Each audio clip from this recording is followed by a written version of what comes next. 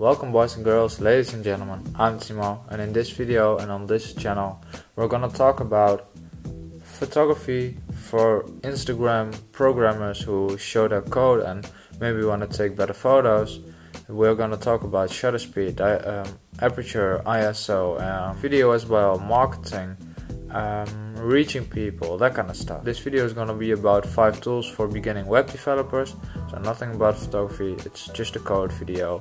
But this is the starting video, so let's dive in the video. Tool number 1, Figma or Spark. Websites.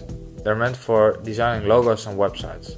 So what I do with this, I design my websites in Figma, I design my logos in Spark, and this is how they work together. I will show a bit of a screen share shot kind of thing, which will demonstrate what I mean or what I meant or whatever.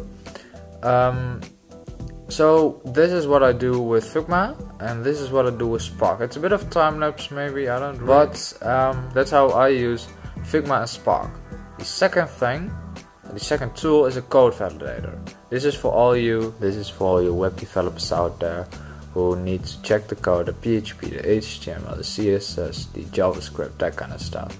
Just know that there is a tool out there that can validate it for you, so you don't have to jungle around in all your mess of code or whatever. Maybe it's spaghetti code. My recommendation for a code validator is from W3 Schools. Great validator, and it's an awesome. It helped me a lot. And for the designers, I would suggest talking with the developer how well it goes with the code and such. And my fourth tool, which is a mobile environment tester. It's basically a website that you'll just run locally, but you can also access it from your phone, from your computer as a server or something like that. Just a tool that you can test your website or design for the mobile environment.